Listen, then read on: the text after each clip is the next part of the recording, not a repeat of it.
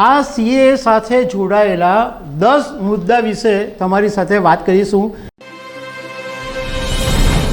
નમસ્કાર દર્શક મિત્રો, ગઈકાલે સિટીઝન એમેન્ડમેન્ટ એક્ટ એટલે CAA ગુજરાતીમાં આપણે કહીએ તો નાગરિક સુધારો કાયદો એ ગઈકાલે લાગુ કરી દેવામાં આવ્યો। છેલ્લા કેટલા સમયથી આની રાહ જોવાઈ જ રહી હતી અને એવું લાગતું જ હતું કે લોકસભા 2024ની ચૂંટણી પહેલાં CAA લાગુ કરી દેવામાં આવશે।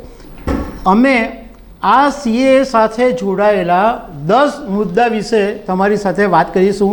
એમાંથી તમને આ CAA વિશેની ઘણી બધી જાણકારી મળી જશે। CAA છે સિટીઝનશીપ એમેન્ડમેન્ટ એક્ટ, એ લોકસભા રાજ્યસભાની અંદર 4 વર્ષ પહેલાં કાયદો મંજૂર થઈ ગયેલો અને રાષ્ટ્રપતિએ પણ મંજૂરીની મોર મારી દીધેલી, પરંતુ માત્ર નોટિફિકેશન બાકી હતું અને એ નોટિફિકેશન ગઈકાલે જાહેર કરી દેવામાં આવ્યું છે।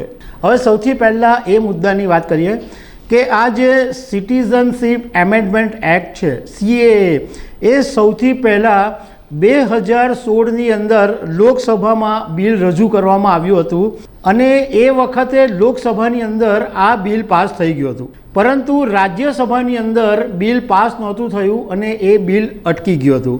એ પછી 2019ની અંદર ફરીથી NDAની સરકાર બની અને 2019માં ફરીથી લોકસભા અને રાજ્યસભાની અંદર આ CAAનું બિલ રજૂ કરવામાં આવ્યું અને બંને ગૃહોની અંદર આ બિલ પાસ થઈ ગયું અને 10 જાન્યુઆરી 2020ના દિવસે રાષ્ટ્રપતિએ પણ CAAને મંજૂરી આપી દીધી હતી।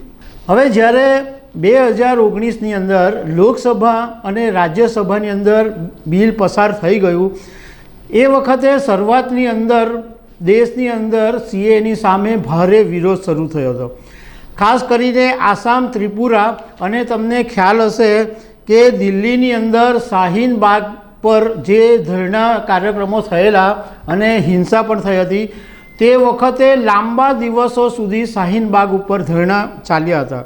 હવે ત્રીજા મુદ્દાની વાત કરીએ કે આની અંદર નિયમ એવો છે કે રાષ્ટ્રપતિ કોઈ પણ બિલને જ્યારે મંજૂર કરે ત્યારે 6 મહિનાની અંદર એને લાગુ કરી દેવામાં આવવું જોઈએ, એટલે એ લાગુ થઈ જવું જોઈએ, આવો એક નિયમ છે। પણ 2019 પછી આ નિયમ લાગુ નહોતો થઈ શક્યો અને એની અંદર એક એવો વિકલ્પ પણ છે કે તમે સંસદીય સમિતિ છે એની પાસે એક્સટેન્શન માંગી શકો છો। એટલે ગૃહ મંત્રાલયે CAA બાબતે સંસદીય સમિતિ છે એની પાસે વારંવાર એક્સટેન્શન માંગ્યું હતું, એટલે એ પછી ગઈકાલે રજૂ થઈ શક્યું। હવે આની અંદર કોને કોને નાગરિકતા મળશે એની વાત કરીએ તો 3 દેશો છે, અફઘાનિસ્તાન, બાંગ્લાદેશ અને પાકિસ્તાન। આ દેશોમાંથી જે હિન્દુ, શીખ, બૌદ્ધ, જૈન, પારસી કે ખ્રિસ્તી એટલે કોઈ પણ નોન મુસ્લિમ જો શરણાર્થી તરીકે ભારતમાં વસેલા છે એમને નાગરિકતા મળશે, પણ શરત એટલી છે કે એ લોકો 2014 પહેલાં ભારતની અંદર રહેતા હોવા જોઈએ। 31 ડિસેમ્બર 2014ની તારીખ આપવામાં આવી છે, એટલે ત્યાં એ પહેલાં જે રહેતા હોય એમને નાગરિકતા મળશે।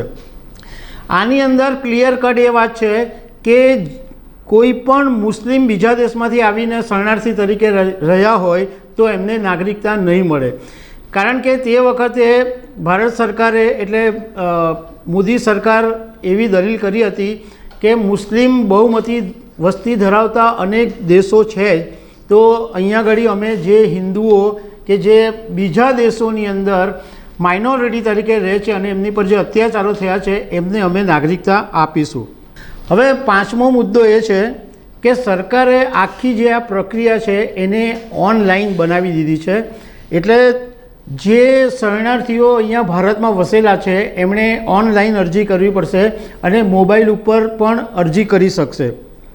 એમણે ખાલી એટલું જણાવવાનું છે કે આ જે શરણાર્થીઓ છે એ ગેરકાયદે ભારતમાં ક્યારે આવ્યા હતા, વર્ષ એમણે ખાસ જણાવવું પડશે। બીજું આની અંદર એક વાતની એ સ્પષ્ટતા છે કે કોઈ દસ્તાવેજો એમની પાસેથી માંગવામાં નહીં આવે કે ભાઈ તમે પાસપોર્ટ કે આધાર કાર્ડ કે આ તે બીજા કોઈ પણ દસ્તાવેજો માંગવામાં નહીં આવે અને અરજી જ્યારે કરવામાં આવશે એ પછી ગૃહ મંત્રાલય આખી અરજીને તપાસ કરશે અને એ પછી જે લોકોએ અરજી કરી છે એમને ભારતની નાગરિકતા મળી જશે.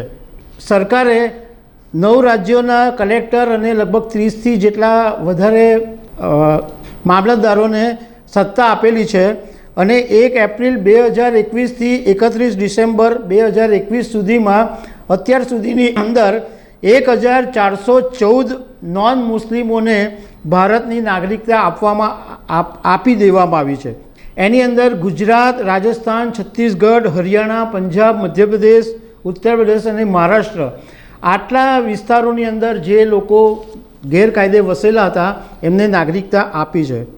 સૌથી વધારે સીએએ માટે જે વિરોધ થયો હતો અને એક એવી માન્યતા હતી કે આને કારણે કોઈની નાગરિકતા છીનવાઈ જશે, તો સરકારે આ બાબતમાં ક્લિયર કટ સ્પષ્ટતા કરી દીધી છે કે આ સીએ જે કાયદો બનાવવામાં આવ્યો છે એમાં એવી કોઈ જોગવાઈ જ નથી રાખવામાં આવી કે કોઈની નાગરિકતા છીનવી લેવામાં આવે.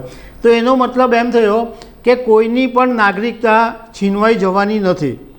હવે ભારતના નાગરિક બનવા માટેનો જે કાયદો છે એની અંદર એવું છે કે તમે દેશની અંદર 11 વર્ષ રહેતા હો તો તમે ભારતીય નાગરિક બની શકો, પરંતુ સરકારે આની અંદર છૂટછાટ આપી છે અને જે લોકો અફઘાનિસ્તાન, બાંગ્લાદેશ અને પાકિસ્તાનથી ભારતમાં આવીને વસેલા છે એમને 6 વર્ષની છૂટ આપી છે. એટલે 6 વર્ષ જો ભારતમાં રહ્યા હોય તો એમને ભારતની નાગરિકતા મળી શકે છે.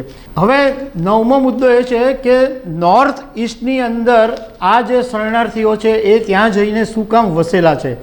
તો એનું કારણ એમ છે કે મોટે ભાગના જે બધા આવેલા છે એ પાકિસ્તાન, બાંગ્લાદેશ, અફઘાનિસ્તાનથી આવેલા છે. હવે આ જે પૂર્વોત્તર રાજ્યો છે એની સાથે બાંગ્લાદેશની સરહદ લાગે છે, એટલે બાંગ્લાદેશના જે શરણાર્થીઓ છે એના માટે પૂર્વોત્તર રાજ્યોની અંદર જવું એકદમ સરળ છે. અને બીજું કે પૂર્વોત્તરના જે રાજ્યો છે એમની સાથે એમને મિક્સ પણ થઈ ગયા છે, કારણ કે એમને એમ લાગે છે જે આનું જે કલ્ચર છે એ અમારા કલ્ચરની સાથે મેચ થાય છે. એટલે ઘણા બધા જે શરણાર્થીઓ છે એમાં મોટે ભાગના પૂર્વોત્તર રાજ્યોની અંદર વસેલા છે. 10મો મુદ્દો એ છે કે પૂર્વોત્તરના લોકો શું કામ વિરોધ કરે છે? તો એનું કારણ એવું છે કે મેઘાલય છે, તો મેઘાલયની અંદર ગારો અને જેતિયા એ મૂળ આદિવાસી વસ્તી છે, પરંતુ આ શરણાર્થીઓ એટલે અલ્પસંખ્યકો આવીને વસ્યા એ પછી એ લોકોની વસ્તી એટલી બધી વધી ગઈ કે આના જે મૂળ લોકો છે એની વસ્તી સાવ ઓછી થઈ ગઈ અને એ લોકો પાછળ રહી ગયા. ત્રિપુરાની અંદર પણ સેમ સ્થિતિ ઊભી થઈ. બોરોક ત્યાંના મૂળ નિવાસી છે અને અહીંયા બંગાળી શરણાર્થીઓ એટલી મોટી સંખ્યામાં આવેલા છે અને ઘણા બધા લોકોને મોટી મોટી જગ્યાએ જોબ મળી ગઈ છે. તો એને કારણે આ લોકોને મુશ્કેલી છે. હવે એ લોકોને પ્રોબ્લેમ એ છે કે જો સીએ લાગુ થઈ જાય તો અત્યાર સુધી જેટલી પણ તાકાત કે જે વર્ચસ્વ હતું આ સમાજોનું એ પણ સાવ ઘટી જશે.